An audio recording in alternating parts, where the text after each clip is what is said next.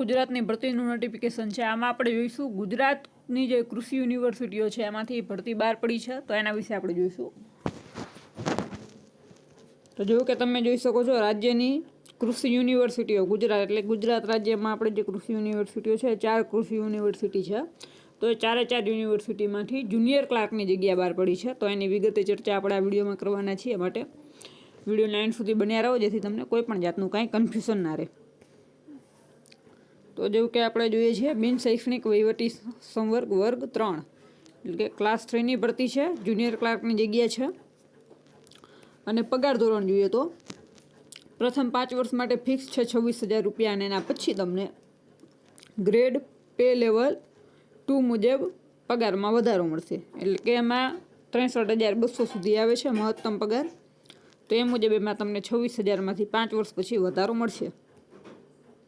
Next આપણે તારીખનું જોઈએ તો છેલ્લી તારીખ ફોર્મ ભરવાની આપણે જોઈએ તો 11/8/2025, ઠીક છે। 11 ઓગસ્ટ ફોર્મ ભરવા માટેની છેલ્લી તારીખ છે, એટલે બને ત્યાં સુધી 8મા મહિનાની 8 તારીખ સુધીમાં ફોર્મ ભરાવી દેવું, કેમ કે એન્ડ ટાઈમ ઉપર વેબસાઇટમાં ઇસ્યુ હોઈ શકે, વેબસાઇટ ડાઉન હોઈ શકે, જેથી ફોર્મ ભરવામાં તકલીફ પડી શકે છે।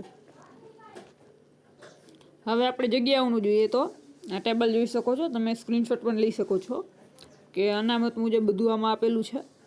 મેઇન આપણે ટોટલ જગ્યાઓ આમાં જોઈએ તો પ્રથમ આણંદ કૃષિ યુનિવર્સિટી, ઠીક છે। તો આણંદની જે યુનિવર્સિટી છે એમાં 73 જગ્યાઓ છે।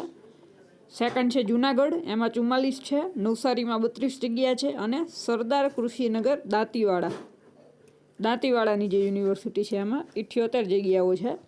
એટલે આમ આપણે ટોટલ જોઈએ તો 250થી ઉપર આમાં માત્ર જુનિયર ક્લાર્કની જગ્યાઓ છે।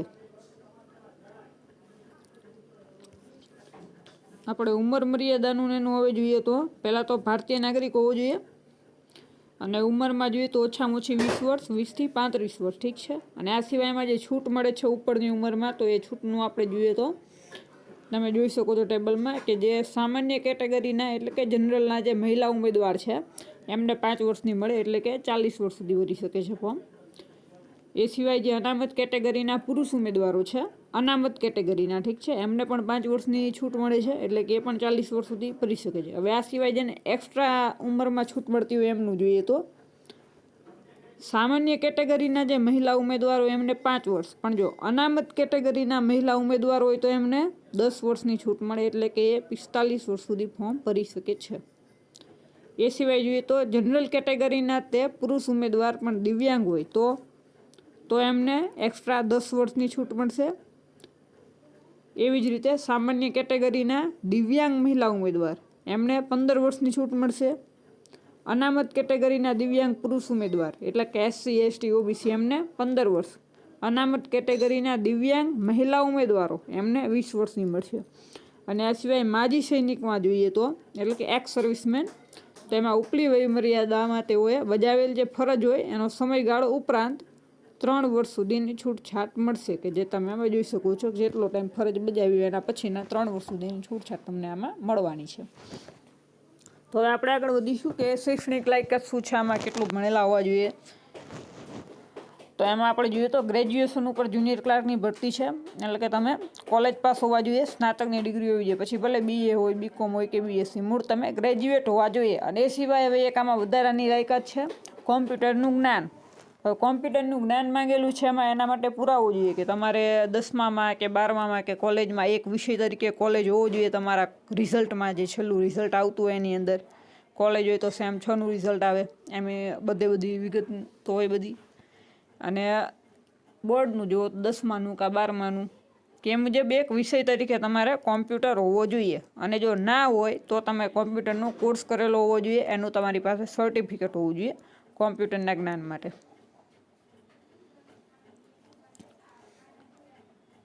જો કે આ જોઈ શકો છો કોમ્પ્યુટરની જાણકારી ઉમેદવાર રાજ્ય સરકારના સામાન્ય વહીવટ વિભાગના ઠરાવ મુજબ કોમ્પ્યુટર અંગેનું બેઝિક નોલેજ ધરાવતા હોવા અંગેનું કોઈ પણ તાલીમી સંસ્થાનું પ્રમાણપત્ર, માર્કશીટ ધરાવતા હોવા જોઈએ, અથવા સરકાર માન્ય યુનિવર્સિટી અથવા સંસ્થામાં કોમ્પ્યુટર જ્ઞાન અંગેના કોઈ પણ ડિપ્લોમા, ડિગ્રી કે સર્ટિફિકેટ કોર્સ કરેલ હોય તેવા પ્રમાણપત્રો અથવા ડિગ્રી કે ડિપ્લોમા અભ્યાસક્રમમાં કોમ્પ્યુટર એક વિષય તરીકે હોય તેવા પ્રમાણપત્રો અથવા ધોરણ 10 અને 12ની પરીક્ષા કોમ્પ્યુટરના વિષય સાથે પાસ કરેલ હોય તેવા પ્રમાણપત્રો ધરાવતા હોવા જોઈએ. એટલે કે તમે આમાં જેમ જોયું એ કે તમારી પાસે કોલેજની કઈ માર્કશીટ હોવી જોઈએ કે જેમાં કોમ્પ્યુટર વિષય દર્શાવેલ હોય, કે આના સિવાય 10-12માં કોમ્પ્યુટર વિષય હોય, કે પછી તમે કોમ્પ્યુટરનો કોર્સ કરેલો હોય. આમાંથી કોઈ પણ એકમાં કોમ્પ્યુટર તમારે હોવું જોઈએ, તો તમે આમાં ફોર્મ ભરી શકો છો, નહીંતર તમારું છેલ્લે રદ થઈ શકે છે. હવે ફીની વાત કરીએ આપણે, તો ફીમાં જે ઉપરની ફી આવે છે એ કે જે જનરલ કેટેગરીના પુરુષ ઉમેદવાર અને મહિલા ઉમેદવાર છે એ બંને માટે 1000 રૂપિયા ફી છે, વત્તા બેંક ટ્રાન્ઝેક્શન ચાર્જ, એટલે કે જે બેંક ચાર્જીસ લાગતો હોય એ એક્સ્ટ્રા લાગશે. એ સિવાય અનામત વર્ગના પુરુષ મહિલા ઉમેદવારો, હવે અનામત વર્ગમાં એ કોને કોને ગણ્યા છે તો એ આપણે આમાં જોઈ શકો છો તમે, EWS, SC, ST અને SCBC એટલે કે OBC, ઠીક છે, આટલાને અનામતમાં ગણેલા છે. અને એમાં તમે જુઓ તો એની અંદર ફી છે 250 રૂપિયા અને બેંક ચાર્જ. એવી જ રીતે દિવ્યાંગ ઉમેદવાર માટે પણ 250 રૂપિયા બેંક ચાર્જ, અને જે એક્સ સર્વિસમેન હોય એમની માટે શૂન્ય ફી છે. હવે આગળની વાત કરીએ તો ફીમાં આપણે જોયું કે કેટલા રૂપિયા છે, અને ઉપર બેંક ચાર્જ જે લાગતો હોય 25 રૂપિયા કે એવો લાગતો હોય બેંક ચાર્જ, તો એ બેંક ચાર્જ એક્સ્ટ્રા લાગશે. અને એ સિવાય તમે ફોર્મ ભરાવશો તો ફોર્મ ભરવાનો જે ચાર્જ થતો હશે એ લાગશે આની અંદર. હવે બીજું જોઈએ તો ફોર્મની સૂચનામાં જોઈ શકો છો કે ઓનલાઈન અરજી કરવાની આવશે, ઠીક છે, જે તે યુનિવર્સિટી માટે વેબસાઇટ ઉપર.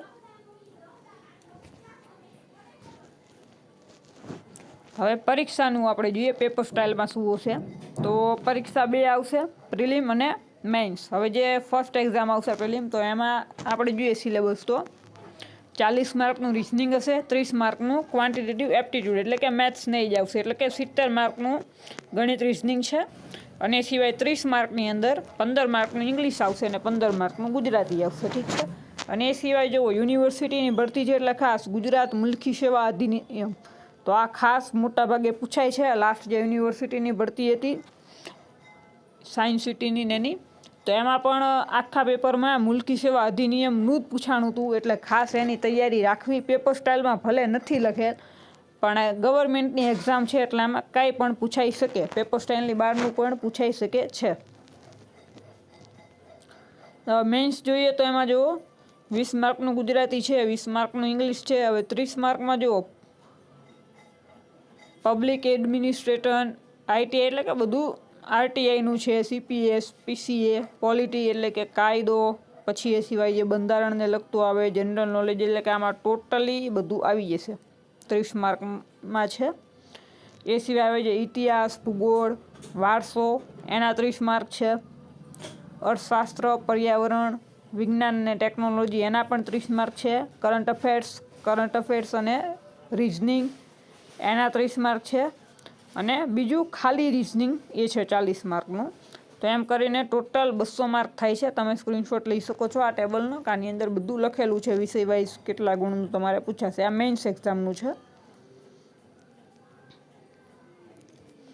હવે અરજી કરવાની રીત, તો અરજીમાં આપણે કીધું છે એમ જ તે કે ઓનલાઈન કરવાની રહેશે. તેમાં તમે વેબસાઇટ જોઈ શકો છો www.aau.in, અથવા બીજી વેબસાઇટ www.jau.in, બરાબર. તો હવે આ જે વેબસાઇટો છે જે તે યુનિવર્સિટી મુજબ આપેલી છે. જો aau.in આણંદ યુનિવર્સિટીની છે, jau.in તો જુનાગઢ, બરાબર. એવી જ રીતે છે SDAU.in મતલબ સરદારનગરની. તો આ બધી જે છે એ મુજબ છે યુનિવર્સિટી જે તે છે એની વેબસાઇટો છે.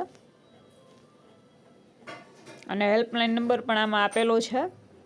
કાંઈ પૂછવું હોય કે ક્યાંય અટકાતા હોય તો એ તમે આમાં ફોન કરીને પૂછી શકો છો. આમાં તમે જોઈ શકો છો 8595904407. આ યુનિવર્સિટીનો હેલ્પલાઇન નંબર છે ભરતી માટેનો. સામાન્ય શરતો અને સૂચના, તો આમાં કાંઈ ખાસ જોવા જેવું નથી, પણ તમે જે કાંઈ ડોક્યુમેન્ટ્સ અપલોડ કરતા હોય, અમુક પછી ખાસ EWSનો દાખલો હોય, નોન ક્રિમિલિયર હોય, તો એ ખાસ યાદ રાખવું કે ભરતી પૂરી થવાની છેલ્લી તારીખ 11/8/2025 છે. તો 11 તારીખ સુધીમાં એ માન્ય હોવું જોઈએ. એટલે કે તમારી પાસે 11 તારીખ સુધી ચાલે એવો દાખલો ને બધું આમાં તમારે અપલોડ કરવાનું છે. પછી એમ નહીં કે અત્યારે તમારી પાસે દાખલો નથી તો તમે કોઈ પણ તારીખને નંબર લખીને જવા દો અને પછી પાછળથી કઢાવો તો નહીં ચાલે. કેમ કે એની તારીખ જે છે ભરતીની છેલ્લી તારીખ 11/8/2025ની પહેલાંની હોવી જોઈએ તારીખ, અને માન્ય પણ હોવો જોઈએ, એનો સમયગાળો પૂરો પણ થયેલો ન હોવો જોઈએ. બીજું કંઈ નવું છે નહીં, મેન જે હતું એ આપણે જોઈ લીધું. બાકી આવી જ માહિતી માટે અમારી સાથે બન્યા રહો. ઘરે બેઠા ફોર્મ ભરવું હોય તો પણ તમને ભરી આપવામાં આવશે. અમારો કોન્ટેક નંબર તમે જોઈ શકો છો, ડિસ્ક્રિપ્શનમાં આપેલો જ હશે, એમાં તમે મેસેજ કરી શકો છો. અને સિવાય નોટ ડાઉન કરવો હોય તો પણ કરી શકો છો. આપણે 81 60 97 43 8160 974392 આમાં તમે કોન્ટેક કરી શકો છો. વોટ્સએપ ઓનલી છે કે ઘરે બેઠા ફોર્મ ભરી આપવામાં આવશે. બાકી આવી જ માહિતી માટે અમારી સાથે બન્યા રહો, જેથી તમને તમામ અપડેટ મળી રહે. જય ભારત.